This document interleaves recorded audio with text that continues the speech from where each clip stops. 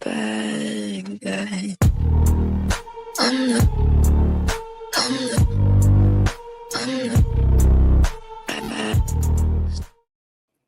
Hello and welcome back to our preview show. Week 3 is nearly here and it's time, Eddie, to get into our predictions on what week 3 will bring us.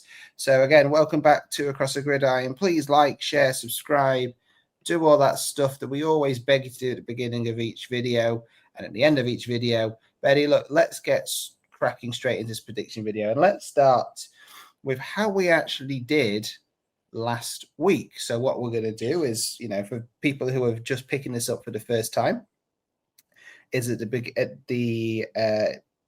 before the week we pick 5 games, we give our predictions on 5 games, and over the course of the season we are going to track the score to see who actually knows the most about NFL. Is it me or is it the creator of this illustrious channel, Mr. Eddie Ekwo? So Eddie, first of all, without actually seeing the scores from last week, are you confident in what you've done so far this season? I am confident that I got more right than I got wrong, I would say.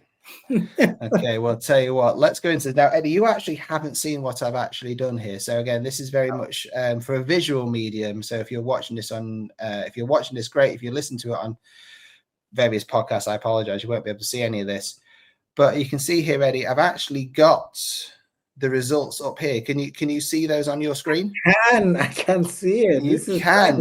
This is nice, isn't it? Yeah. So these are the games we had the Eagles against the Chiefs. Now, this is the only game that I actually got right versus you last week, is that I said Chiefs, you said the Eagles. Good. No, the way around, sorry.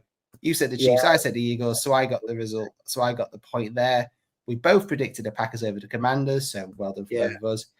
I thought with my heart rather than my head, and I went for the Dolphins, and what I said was a must-win game, and of course they lost. Of course, you went for the Patriots, you got the point there. We both went for the Cowboys, and I blamed the referees in this one. I think the game should have been lost. I went for the Broncos, you went for the Colts, and I think it was a travesty that the Broncos lost that game. It was purely poor refereeing, but hey, this is where we are. The Colts picked up that win. Now, what does that mean to the overall league table so far this season, Eddie? Well, let me show you. So that means in the first week, we both got 3 right. This week, in week 2, you got that 1 edge over me. You are sitting at a nice rosy 7-3, but I am a single game behind in a 6-4 record. So it's still all to play for, not much in it. And I'm just giving you a little head start just to give you a little bit more confidence, because even though I only joined halfway through last season, I beat you last season. I'm going to make sure I try and beat you this season. So I like it. I like what. Well, of course you like it. Of course you like it. Honestly, 2 of those wins, right, came at the buzzer. Let's be honest. So I was robbed. With the Broncos. I was absolutely robbed. Well, let's see what this week throws up. So again, we've chosen 5 games. I want to say we've chosen 5 games. I often let you pick the games. So again, if you get things wrong, if I beat you, this is purely on you, which makes it, even better for me. But so let's look at the first one. Yeah. We've got what surely is a bit of a banker with the Kansas City Chiefs going to the New York Giants. Now, both of these teams on 0-2, but one of those teams is the Kansas City Chiefs and the other team is the New York Giants. They are 2 very different, not all 2-0s or 0-2, sorry, records are the same. Now, we talked about in our review video of our week 2 review video, I should say, that this is a really important game for Kansas City because everybody should beat the Giants really this season. Wilson looked good, but the Cowboys made him look good. But if Chiefs don't win this and they're 0-3, their next game is the Ravens.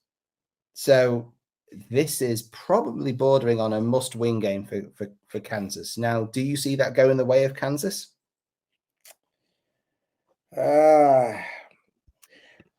I said I'll never pick against the Chiefs. But I just cannot bring myself to pick the Giants. And the reason why is because I think that the Chiefs have got a slightly better defense than the Cowboys. Not a slightly, I think a much better. Come on. Come on. I think the Chiefs has a much better defense than the Cowboys. So I don't think that Russell Wilson is going to be sitting there with a cigar and slippers and throwing the ball to neighbors. He's got Chris Jones in the backfield to worry about. So I expect Russell Wilson to be on his back a lot more times than he was against the Cowboys. So I'm going to go for a defensive, gritty win by the Chiefs. I'm just going to go for the Chiefs straight up. 20 points. Yeah, I think Travis Kelce is going to go after his mistake last week. Kelsey's going to want to go out and hurt some fools. And unfortunately, that's going to be the Giants. So, yeah, I'm going for the Chiefs for that one. This one's probably a bit harder to call. So we've got the LA Rams at the reigning, defending Super Bowl champions, the Philadelphia Eagles, Eddie's favorite team. Now, where do you think this one's going? I mean, the Eagles have won both their games. Yeah. But they've done it with, let's say, being solid rather than spectacular. And it's that old adage you see in a lot of sports. Sometimes the sign of champions is winning when you're not playing well. Yeah. And that's exactly what they've been doing. Do you see that continuing against the Rams, or do you think the Rams could have their number? The Eagles are playing at home in this game. And this is a rematch of, I think, what was the divisional game last year. And it took Saquon Barkley going crazy for the Eagles to win this game. And, if anyone is in the boxing world, last weekend there was an incredible fight with Crawford and Canelo. And, styles make fights, as they say. I feel like this is one team that really matches up well with the Eagles. I would take Sean McVay over Sirianni in terms of a coach perspective. I think when it comes to, creating schemes and calling plays, Sean McVay is right up there. And I think this is where maybe coaching might just be a little bit above player. So I'm going to go for a shock upset in this one for the Rams to beat the Eagles. Okay. Yeah, I'm gonna go for a shock upset. So you're going to go for the Rams to march into the city of brotherly love and continue their undefeated season so far. That's very brave of you. I think you are wrong. I think the Eagles. I mean, the Rams are a good side. I think they're going to have a good season this season. I think they'll be playoff contenders. I think one of two things are going to happen with the Eagles. The Eagles are either going to keep winning, or certainly they'll continue not playing well, but eking out wins. Yeah. Or they're going to have a big shock to the system. Yeah. Where they're not going to play well, and someone's going to punch them in the mouth. Right. One of two things are going to happen. I think that punch in the mouth is maybe a little bit further away. Do I think the Rams could win? Absolutely. Do I think they will? No. So I'm going to stick with the Eagles on this one. So at least we've got a point of difference there. Let's move on to the next one. Now we've got the Green Bay Packers going to the Cleveland Browns. Sorry, I said the Green Bay Packers name wrong. It's Micah Parsons Green Bay Packer. That's what we need to call them now. That is now their full name against the Cleveland Browns. Now, again, it'll be an interesting one. I'll call this one first. I think the Packers are going to win. I think the Packers have looked good. They've looked solid. I still think they are potential champions, NFC champions, and I don't think they're going to come unstuck here. What about you, Eddie? Yeah, listen. You know what I said, right? Since Michael Parsons went there, I don't know if I'm going to pick against them. In fact, I'm actually going to pick a score in this one as well. Not just picking the fact that the Packers are going to win. I'm going to say that they win by 10 points. So Green Bay 27 and Cleveland 17. I just can't see Joe Flacco, right, being able to withstand the pressure. Have you seen this Packers defense? You've seen what they've been doing to people. So why do you think they'll score 17 points then? That's quite a lot. I'd be surprised they get double figures. Yeah, I know. I mean, 17 points is being generous because the other guys are professionals there as well. They're not like car boot salesmen and painters, over across there. So I expect this may score a couple of field goals, and then maybe one touchdown. That's why I've given 17 points. So I'm thinking, one touchdown, couple of field goals. That might be it. I just cannot see the Browns with that. And listen, the Browns have got a good defense, right? Myles Garrett is the dude, right? He's legit. But he's the only one, really. And if this Packers team, play with a lead, I can't see the Browns matching them points for points. So I think this is one of those games where who starts the game is going to be important. If I'm the Browns, I would want to have the ball first and try and get some points in, because if the Packers have the ball and they scheme their way into scoring a touchdown, it's over. Because I just cannot see I can't see the Browns responding with enough points to challenge the Packers. So go with the Packers win. Oh yeah, I think that's an easy one to call. Well, I say easy one to call. This is we'll get egg on the face when Browns run away like 43 victors or whatever it is. But anyway, let's move on to the next game. We're going to do the Cowboys at I forgot who they are now. Cowboys at the Bears. Against the Bears, yeah. So I just like Cowboys against your name now, should I? I assume, because let's be honest, you still think the Cowboys are going to win Super Bowl. Can you make any arguments for the Bears to win this game? I'm going to turn it around on you. Listen, I mean, for the Bears to win this, the offense of the Bears, they've got to play a clean game. They've got to have no penalties. They've got to have good field position. You've got to have the likes of Odunze and Moore and Caleb Williams, playing well. The one thing for the Bears is that the Cowboys lost their center in the last game, BB. And the next guy that came in was shaky at best. So that might be the case for the Bears keeping this close. And of course, after that absolute smackdown that the Lions gave to them, 52-21, I mean, I think that people are going to be playing for pride. And they're going to want to come out and at least, if not anything, keep the score line respectable. But I think that's going to fail. Because the Cowboys are now back in the saddle. 1-1 after beating the New York Giants. I think Dak Prescott is in his bag. Dak Prescott is in his bag right now. CD Lamb is going to show this Bears. And I read something about the quarterback for the Bears, Johnson being out an injury. So listen, it's going to be air miles all the way. You know how all these hotels give miles. There's going to be lots of air miles for CD Lamb. He's going to be racking up points in air miles that he could be able to book a few hotels and get it for free. That's what's going to happen in this game. So Cowboys, are going to go to the Bears and lay it down on the Bears. Cowboys victory.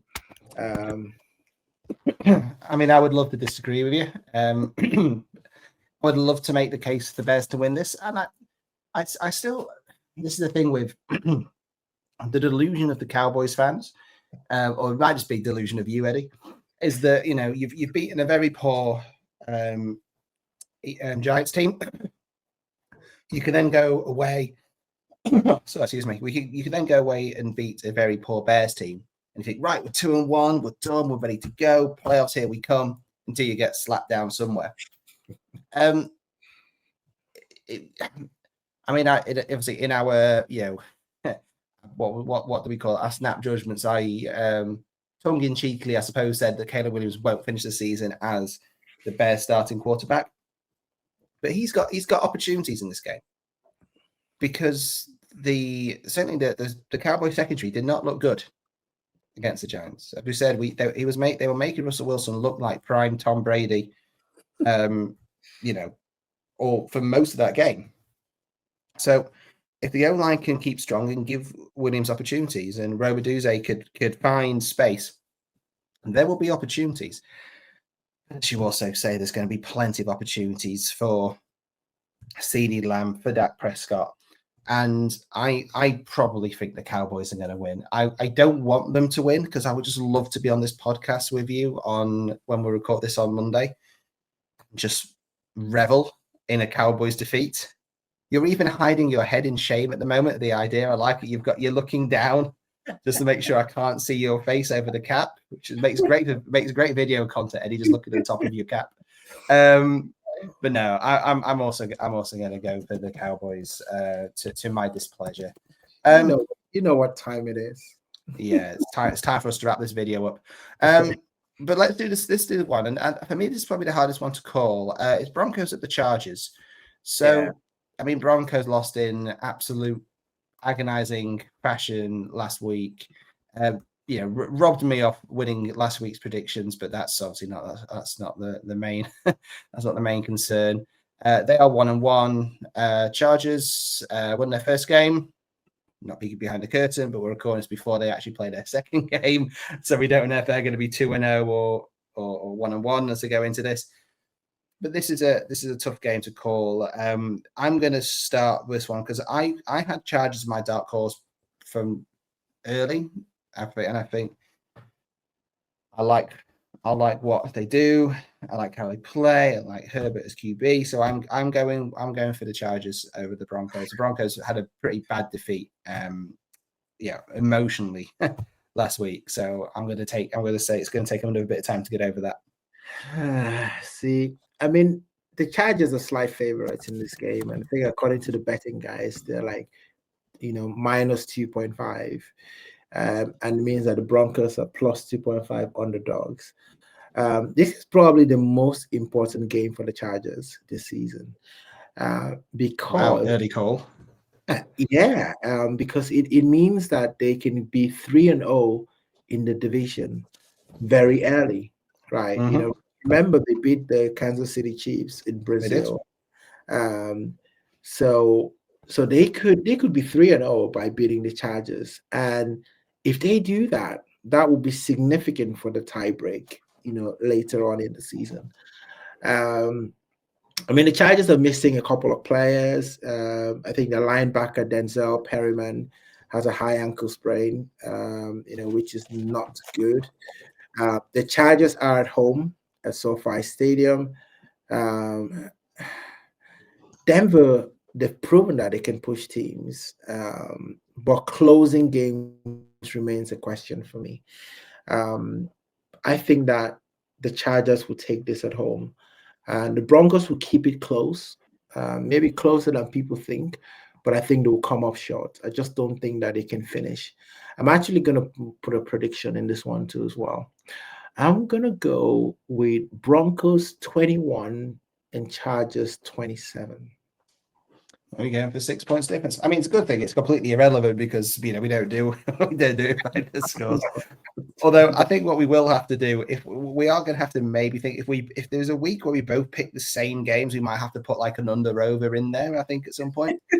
But for this week, it doesn't matter. I mean, so as it turns out, we all pretty much predicted exactly the same thing, apart from one game where you have gone for the Rams and I have gone for the Eagles. Other than that, we are the same. Let's see if I can claw it back, or you're going to go into next week with a two-game lead on me.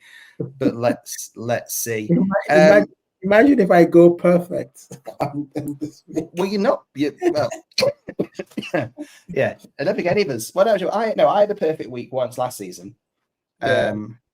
I think I'm going to actually have a look. Did I go perfect one week? Yes, the very first week, right? That I joined, the very first week that I joined the podcast, and I said to you, "Oh, why don't we do some predictions?" This was This is week 10 last season. Yeah. You picked the 5 games. Yeah. You got 2 right, and I got all 5. Right.